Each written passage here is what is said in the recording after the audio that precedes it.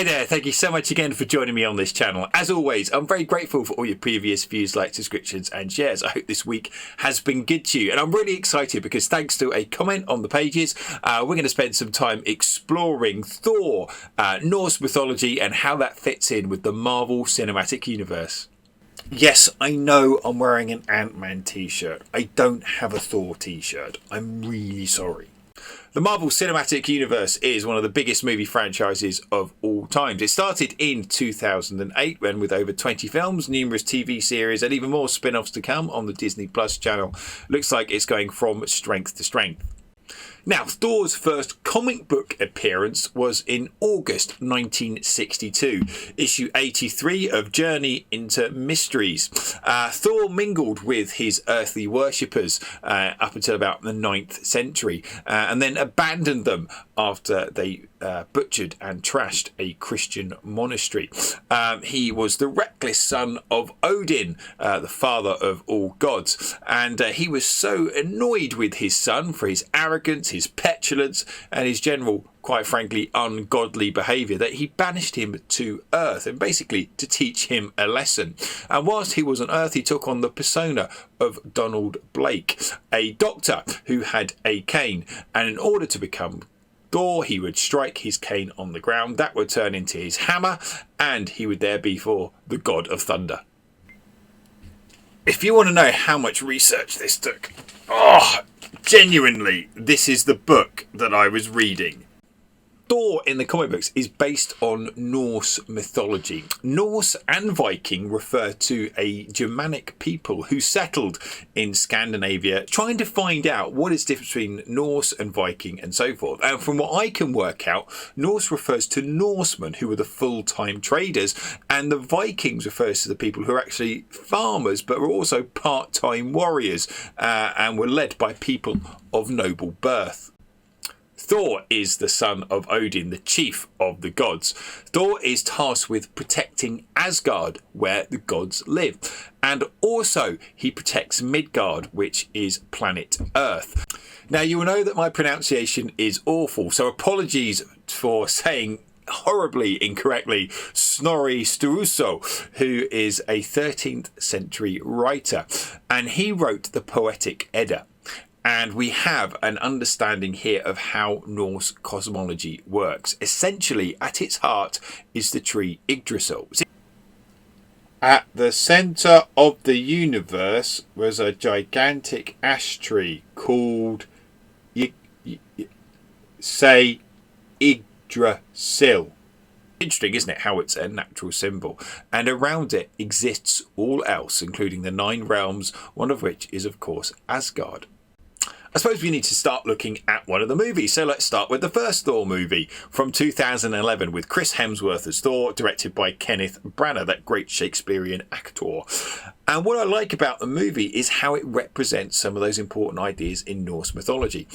For me, the most startling visual image is that of the Bifrost. And the Bifrost was the belief that the gods could move between the 9 realms. So, for example, from Asgard to Midgard over this kind of wonderful, burning, shimmering rainbow bridge. Now, in Norse mythology, Thor is famous for fighting giants, and when he gets to planet Earth, he fights a huge giant, albeit of a suit of armour, animated through magic, known as the Destroyer. But it's interesting how it ties in with some of those original Norse myths. In the sequel, we see Thor team up with Tom Hiddleston, who plays Loki. And what's interesting is that Loki is his half-brother. And Loki is a sly, wily, cunning trickster. Elder Hyde looked into the origins of the name Loki. And what's fascinating is that in later usage, it becomes associated with knots or tangles as a noun. And even later on, it becomes associated with a metaphor for a spider. And I guess that's the point, isn't it? In the same way that Loki weaves lives or tries to put together a tangle of puzzles and riddles, a spider spins a web to trap its prey. So you can see how that name association came about.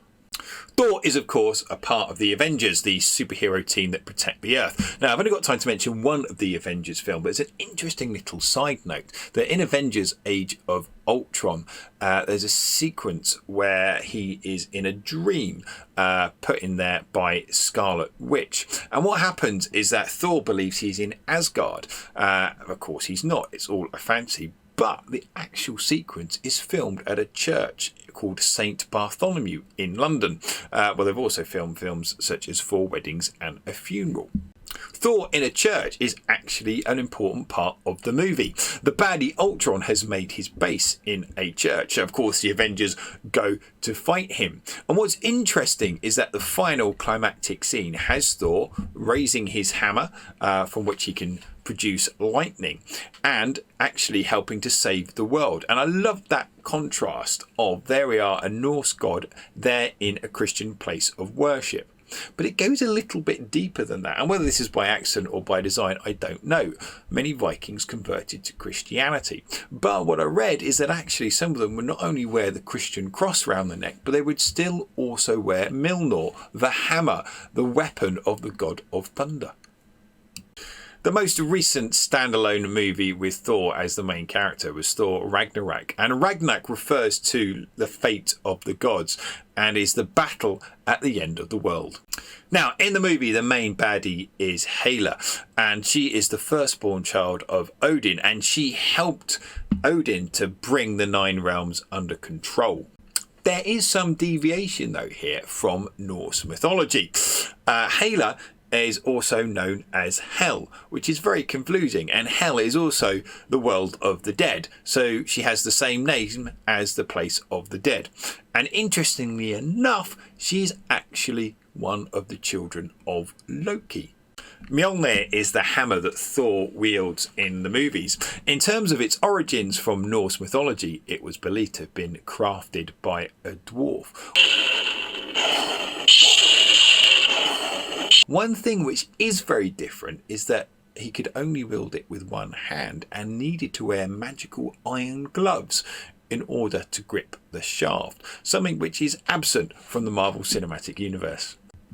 Thor's next adventure will be in 2022 with the movie Thor Love and Thunder, where of course he'll be meeting up with other characters from the Marvel Cinematic Universe, and who knows, if you would like it, then maybe I could do a video on that as well. It was really good fun putting this video together. It really pushed me in terms of my knowledge and understanding of Norse mythology, the Marvel comic books, and of course the Marvel Cinematic Universe. And it was really, really interesting. I do hope that this has been useful for you. And as always, please do like, subscribe, share and comment.